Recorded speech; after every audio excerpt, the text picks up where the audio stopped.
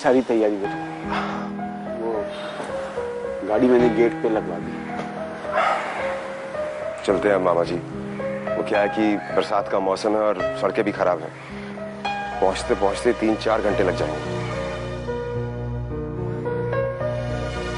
तुमसे यही कहना था कि बहू का ख्याल रखना बेटा। कभी कोई इससे गलती हो जाए ना तो अपना समझ के माफ कर दो। मामा जी आप शशि की बिल्कुल चिंता मत कीजिए।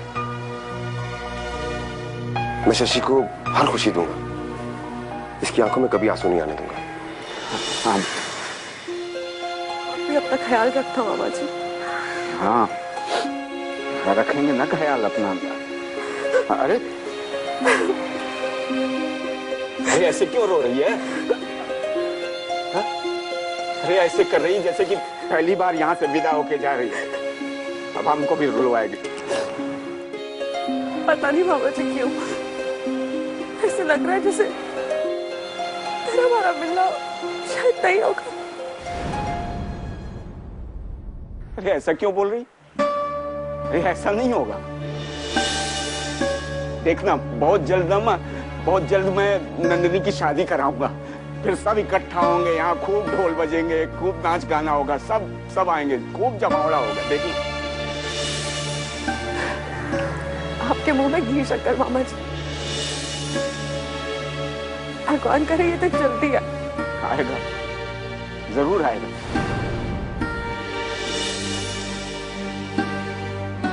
अरे भगवान हमसे ऐसे थोड़ी रूठा रह सकता। हाँ मामा जी जरूर आएगा। कभी भी रात बेरात आपको किसी चीज की भी जरूरत पड़े ना तो बेटा समझकर याद कर लीजिएगा। मैं हाजिर हो जाऊंगा। हाँ। मैं फोन करके हालचाल लेती रहूंगी मामा जी। अब चाहे जितना दिलासा दे दो, लेकिन तुम दोनों ना ये घर खाली करके जा रहे हो हमेशा के लिए।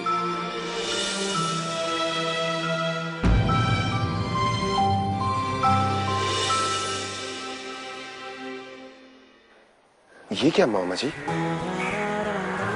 कुछ नहीं।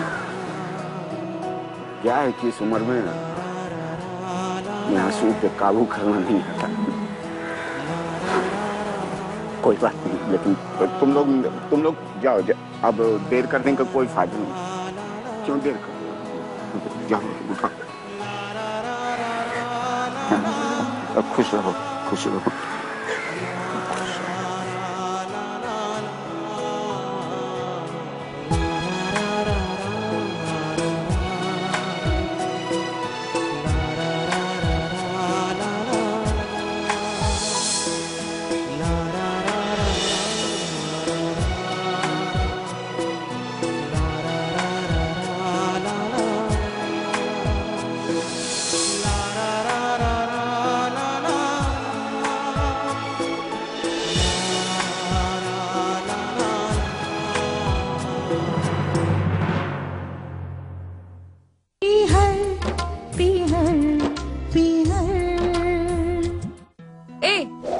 रेडी? मुझे समझ में नहीं आ रहा, आखिर आप कहना क्या चाहते हैं?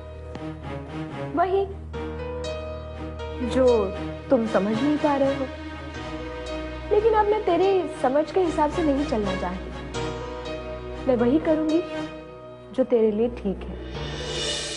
अच्छा, मतलब मेरे लिए क्या ठीक है क्या बुरा है मैं नहीं समझ पा रहा हूँ, वो आप समझती हैं। यस, अगर आप वो समझ पाते तो आज आपको ये दिन नहीं देखना पड़ता। आज आप भी बाल बच्चों वाले होते। मतलब ये कि जिनके बाल बच्चे नहीं होते वो मूर्ख होता है, उनको अकल नहीं होती। क्यों बेकार की बहस कर रहा है? तूने अकेले बहुत जिंदगी बिता ली, अब तुझे मेरे हिसाब से ही चलना होगा। और अगर मैं इनकार कर दूं तो? वो तो मुझे पूरा यकीन है कि तू ऐसा नहीं करेगा। माँ जिसके लिए तड़पती मर गई, तू नहीं चाहेगा तेरी बहन भी उसी तरह से मर जाए। दीदी आप कैसी बातें कर रही हैं? क्योंकि आप पूरा डिस्ट्रिक्ट संभाल सकते हैं, बड़े से बड़ा फैसला ले सकते हैं। लेकिन खुद की जिंदगी का फैसला लेने में आप कितने कच्चे हैं वो मैं बहुत अच्छी तरह से जान चुकी हूँ। सांस लेता हूँ दम उलझता है, बात करता हूँ आह होती है। क्या खबर थी इश्क के हाथों ऐसे हालत तबाह होती है। अब अपनी ये बेसिर पैर वाली शायरी से बात को बदलने की कोशिश मत कर। अब वही होगा जो फैसला मैं कर चुकी हूँ। ओके? अरे मुझे भी तो पता चले क्या फैसला किया है आपने। वेल, मैं बस नंदिनी से मिलने जा रही हूँ। सब तय तमाम करके तुझे बता दूंगी। दीदी प्लीज। मैंने कहा ना, मैं अब तेरी एक नहीं सुनूंगी। दीदी इस तरह जल्दबाजी में कोई भी फैसला मत कीजिए प्लीज। कोई जल्दबाजी नहीं, पहले ही काफी देर हो चुकी है। अब तो तुझे शादी करनी ही होगी। दीदी आप पहले भी वहां जा चुके हैं, अब बार बार जाकर क्यों तमाशा बना रही हैं? कम ऑन पंकज, इसमें तमाशे वाली क्या बात है? एक नहीं 1000 बार जाते हैं। अब आप मुझे शर्मिंदा कर रही हैं और कुछ। बिल्कुल नहीं, इस बार मैं शादी की तारीख पक्की करके ही लौटूंगी, देख लेना। अब खुश होकर तुम मुझे ऑल द बेस्ट बोल सकते हो तो it will be fine for me. हाँ ओके, चलती हूँ मैं, बाय।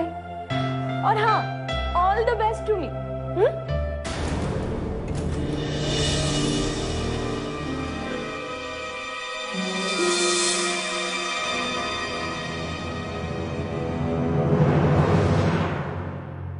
मामा जी,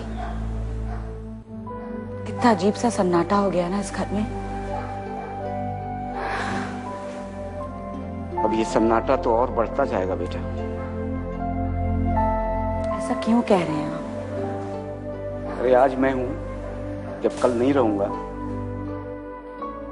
तो ये आवाज भी नहीं सुनाई देगी। अरे आप मुझे छोड़ के कहाँ जाओगे? अरे भगवान का बुलावा आ गया था, फिर क्या होगा? कभी सोचा इस बारे में? मामा जी प्लीज, ऐसी बातें क्यों कर रही हैं? और वैसे भी सोचने से कभी कुछ हुआ है क्या? फिर भी अपनी खुशियों के लिए कोशिश तो करनी पड़ती है ना। मेरी कोशिशों का कोई नतीजा नहीं निकलता। तुम्हारी यही बात मेरी समझ में नहीं आती। तू अपनी खातिर बहुत जल्दी हार मान जाती। अगर यही किसी और की बात हो ना तो बहुत हिम्मत दिखाएगी। मैंने कोई हार नहीं मानी, हिम्मत है आज भी मुझ में। बस मैंने अपनी जिंदगी के साथ समझौता कर लिया है। जानती हूँ कि इसी तरह कटनी है तो बस काट लूंगी। ये सब अच्छा लग रहा है ना, ये सुनापन या अकेलापन? तो रहो यूं ही मजे से। अब जब इस घर की तकदीर में ही सूनापन लिखा है, सन्नाटा लिखा है, तो मैं क्या करूं? सागर के ससुराल वाले भी तो आए थे ना, कितना शोर शराबा करके गए। किसने सोचा था कि इस तरह यहाँ से जाएंगे? अरे जिन्हें इस घर से कोई मोह नहीं था, इस घर के रिश्तों की कोई इज्जत नहीं थी, वो यहाँ कितने दिन रह सकते थे? लेकिन सागर से तो मुझे उम्मीद थी। मुझे लगा था कि वो तो यहाँ वापस आकर रहेगा, इस घर का सन्नाटा दूर करेगा। बेटा आप तो यही मनाओ कि सागर और उसकी दुल्हन को सद्बुद्धि आ जाए, वो हमेशा के लिए इस घर में वापस आ जाए। लेकिन मुझे नहीं लगता कि सोनिया वापस आएगी। पर मुझे यकीन है मामा जी कि सागर लौट के आएगा। जाते वक्त उसके आंसू मुझे ये दिलासा देकर गए थे कि वो वापस इस घर में लौटेगा। मामा जी अब पता नहीं वो लोग जेल से छूटे या नहीं। अरे कहीं ऐसा तो नहीं वो सोनिया का बाप फिर वहां पहुंच गया हो कोई नया आइडिया लेकर? क्यों? वो तो कहीं गुमशुदा थे ना, वापस आ गए? अरे अब क्या पता, हम तो यूं ही अटकलें लगा रहे हैं। बाबा जी सोचो तो, कभी ये घर कितना गुलजार था ना। माँ, बाबूजी, विष्णु भैया, भाभी, सागर, मनीष की पत्नी गरिमा, कितने लोग थे। सबने रुलाया, सबने रुलाया। सिर्फ सागर के नाम के कुछ आंसू बाकी। नहीं मामा जी, आप देखिएगा सागर फिर से आएगा। मैं अपने पीहर को फिर से अपने भाई के साथ संवारूंगी। मेरा ये पीहर फिर से एक बार स्वर्ग बन जाएगा।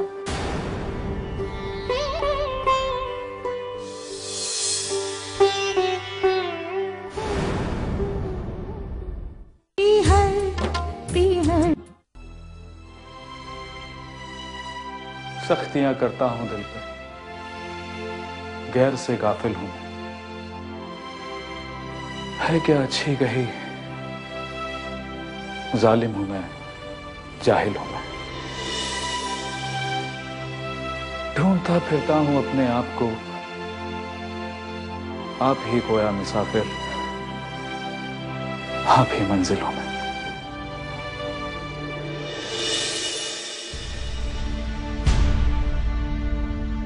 दीदी ने मेरी एक नहीं सुनी, गई है नंदिनी से शादी की बात चलाने के लिए। अगर कहीं नंदिनी ने इनकार कर दिया तो दीदी को तो तमाशा करने में मजा मिल रहा है। पता नहीं इस समय वहां क्या हो रहा होगा।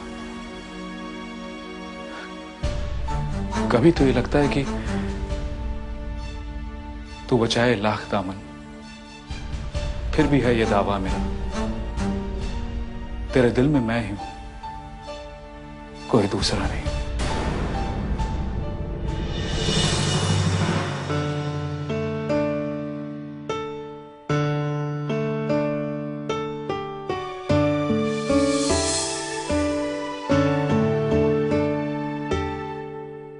जी नमस्कार। नमस्कार। मैंने आपको पहचाना नहीं। ओह, मैं संध्या सक्सेना, पंकज की दीदी। अरे अरे, आप डीएम साहब की बहन हैं? जी। अरे हमारे तो भाग्य खुल गए जो आप यहाँ पधारी हैं। आइए आइए, यहाँ आइए, यहाँ आइए, यहाँ आइए। बैठिए बैठिए। बड़ी खुशी की बात है जो आप आई हैं। आप नंदिनी के मामा जी है ना? जी हाँ। आप पहले भी यहाँ आए थे, तब हमारी मुलाकात नहीं हो पाई थी। जी, दरअसल आप लोगों में से कोई घर पर नहीं था। आप बताइए, आप कैसे हैं? बस कट रही है। ये बताइए कि डीएम साहब कैसे हैं? एकदम बढ़िया। एक्चुअली उन्हीं का संदेशा लेकर आई हूँ। बड़ी बहन हूँ तो मेरा फर्ज बनता है ना। मैं कुछ समझा नहीं। आप कोई खुशखबरी लेकर आई हैं क्या? हाँ, ऐसे ही समझ लीजिए। ओहो, मतलब डीएम साहब पापा बन गए? पापा? ये क्या कह रहे हैं आप? पापा तो तब बनेंगे ना जब शादी होगी। मतलब अभी तक उनकी शादी नहीं हुई, लेकिन नंदिनी बता रही थी कि वो किसी से शादी करने वाले थे। सब झूठ बात है। अगर शादी हुई होती तो मैं यहाँ क्यों आती? लेकिन नंदिनी ने मुझे बताया था। वो मुझसे झूठ क्यों बोलेगी? अब ये तो मुझे नहीं पता कि उसे आपसे झूठ क्यों बोलना पड़ा। पर मैं आज यहाँ नंदिनी और पंकज की शादी की बात करने आई हूँ। लेकिन ये कैसे? क्यों? आपको ये रिश्ता पसंद नहीं है? अरे हमारी ऐसी औकात कहाँ जो इस रिश्ते को नापसंद कर सके। लेकिन नंदिनी ने ही मुझे बताया था कि उसका और डीएम साहब का रिश्ता नहीं हो सकता। हाँ, हो सकता है वो किसी और मूड में हो या फिर किसी चीज का गुस्सा हो। लेकिन अब इन दोनों की शादी होगी और जरूर होगी, और यही वचन मैं आपसे भी लेना चाहती हूँ। नेकी और पूछ पूछ, ये तो मेरी जिंदगी की सबसे बड़ी मुराद है। ये मेरी अंतिम इच्छा है जो आप पूरी करने आई हैं। चलिए, आप तैयार हैं तो एक से भले दो, अब तो बात बन जाएगी। अच्छा ये बताइए क्या लेंगी आप? मैं आपके लिए चाय नाश्ते का प्रबंध करके आता हूँ। नहीं नहीं नहीं नहीं, आप बैठिए। मुझे इस शादी को लेकर आपसे सारी बातें कर लेनी है। अब मुझे इस शादी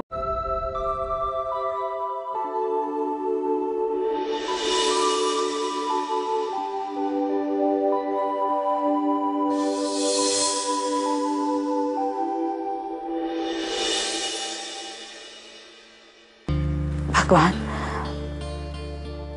कभी लगता है जैसे आप हो और कभी नहीं। कभी यह एहसास होता है कि जैसे हर कदम पे आप मेरा साथ दे रहे हो। मेरा सहारा बनकर खड़े हो, और कभी लगता है जैसे मैं इस पूरी दुनिया में एकदम अकेली हूं।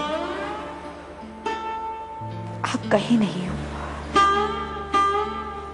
बहुत अकेली पड़ गई हूं, बहुत ही अकेली।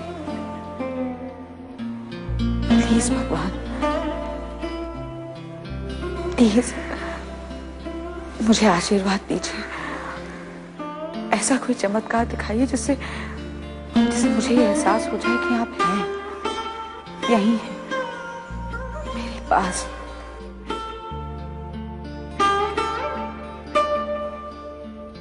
प्लीज।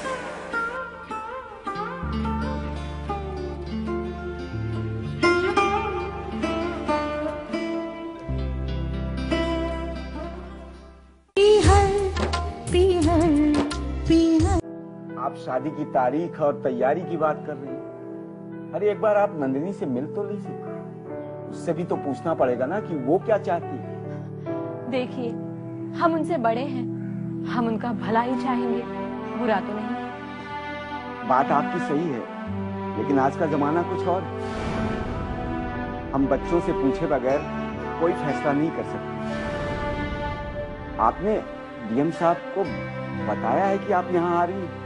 जी हाँ, सब बता के आई हूँ, और यहाँ से शादी की तारीख पक्की करके ही लौटूंगी। मेरे ख्याल से इस बारे में नंदिनी से एक बार बात करनी जरूरी है। लेकिन आपको ऐसा क्यों लग रहा है? नंदिनी इस शादी से इनकार कर देगी? अब इनकार ना भी करे, लेकिन पिछले दिनों जो कुछ भी उसके मुंह से मैंने सुना है, उसके बाद अब आप आकर इस तरह कह रही हैं, मेरी तो समझ में नहीं आ रहा है कि वाकई में ऐसी कोई बात नहीं है, वरना मैं यहाँ आती ही क्यों? आप खुद ही सोचिए। ना जाने उन दोनों के बीच में कौन सी पहेली चल रही है। अरे नंदिनी और डीएम साहब का रिश्ता तो बहुत पहले हो जाना चाहिए था, जो आज तक नहीं हो सका। हाँ, लेकिन वो कहते हैं ना, देर आए दुरुस्त आए। आप कुछ भी कहें, लेकिन मेरा दिल नहीं मान रहा है कि ये शादी हो पाएगी। लेकिन आप ऐसा क्यों कह रहे हैं? शायद अब बहुत देर हो गई है। कोई देर नहीं हुई है। उनके बीच जो गलतफहमी पैदा हुई थी, वो अब दूर हो गई है। मतलब आप भी ये बात मानती हैं कि उनके बीच में कुछ गलतफहमी हो गई थी? हाँ, लेकिन दो चाहने वालों के बीच ऐसा होना कोई बड़ी बात नहीं है। जो गलतफहमी थी वो अब दूर हो गई है, और इसका पता नंदिनी को भी है। लेकिन सच कहूं तो इस बारे में मुझे कुछ नहीं पता है। हम बस नंदिनी को बुलाइए। वैसे वो है कहाँ? मैं उसे खुद बात करूंगी। वो इस शादी से इनकार नहीं कर सकती। आप बुलाइए उसे। ठीक है, आप बैठिए, मैं उसे बुला कर लाता हूँ। जी अच्छा।